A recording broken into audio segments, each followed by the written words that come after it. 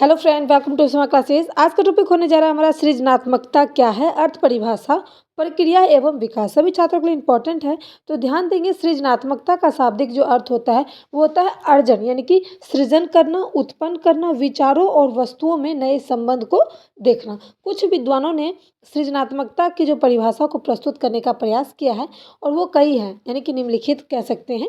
जैसे कि पहला है ड्राफ्ट डोल के अनुसार सृजनात्मक व्यक्ति की यह योग्यता होती है कि जिसके द्वारा वो कोई नवीन विचार करता है या फिर नवीन विचारों को प्रस्तुत करता है। नवीन विचार यानी कि कोई ऐसी बात होती है, कोई ऐसी रचना होती है जो हम करते हैं, तो उसे हम सृजनात्मकता कहेंगे। नवीन विचार, कहीं पर हमारी राय की ज़रूरत है और हमने एकदम स्वच्छ सुंदर विचार को प्रस्तुत किया है, तो वहाँ पर भी हमारा सृजनात्मकता का परिभाषा कह सकते हैं। दूसरा है स्किनर के अनुसार सृजनात्मकता का अर्थ व्यक्ति की भविष्यवाणी नई, मौलिक तथा असाधारण होती है। सृजनशील व्यक्ति है जो नए क्षेत्रों की खोज करता है, नए नए चीज़ों का अवलोकन करता है, नए भविष्यवाणी करते हैं और निष्कर्ष निकालते हैं। यानी कि जो लोग सृजनात्मकता मतलब होता है खोज करना, अर्जन करना कोई भी चीज़ को, है ना। तो उसमें क्या होता है कि वो व्यक्ति नए नए क्षेत्रों की खोज करते हैं, नए नए जगहों का खोज करते हैं, कुछ चीज़ों की भविष्यवाणी जो कि आज तक नहीं हुई है वो करते हैं, कोई ना कोई निष्कर्ष निकालते हैं कोई बड़ा काम का, तो उन्हें स्कनर के द्वारा सृजनात्मकता की परिभाषा ऐसे बताई गई है। और स्टैगनर के अनुसार किसी नई वस्तु का पूर्ण या आंशिक उत्पादन सृजनात्मक कहलाता है। यानी कि कह रहे हैं कि कोई नई वस्तु, यानी कि कोई चीज़, कोई नई वस्तु, कोई नया सामान पूर्ण या आंशिक, यानी कि या तो पूरा हो या फिर आधा भी हो सकता है, अगर उसका उत्पादन हो रहा है तो उसे हम सृजनात्मक कह सकते हैं। ठीक है, अब देखेंगे सृजनात्मकता की प्रक्रिया, जो कि 4 अवस्थाओं में है। पहला है तैयारी। इस अवस्था में समस्या पर गंभीरता से कार्य आरंभ किया जाता है और मानसिक स्तर पर समस्या को समझा जाता है। विभिन्न परिकल्पनाओं के माध्यम से एकत्रित किया भी जाता है। कोई चीज़ को, अगर हमें कोई काम करना है, कोई कार्य को आरंभ करना है, तो उसके लिए विभिन्न क्रियाओं को करके एकत्रित किया जाता है।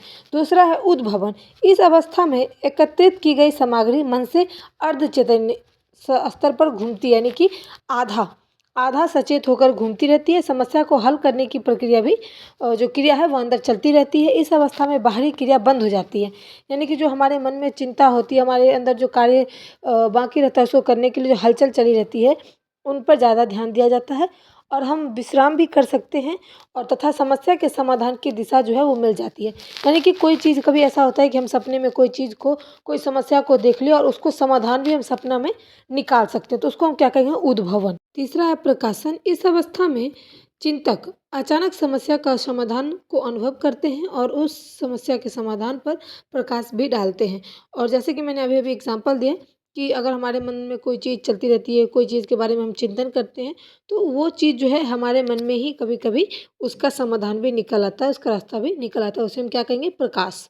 अब आता है 4 नंबर पड़ताल। इस अवस्था में समस्या के प्राप्त समाधान भी जांच पड़ताल की जाती है। यानी कि पड़ताल, यानी कि जब समस्या का समाधान अगर निकल जाता है लेकिन फिर भी उसकी जांच पड़ताल की जाती है, और कोई भी स्थिति में या फिर अन्य स्थिति में ऐसा कहें कि लागू कर दिया जाता है उस समस्या के समाधान को।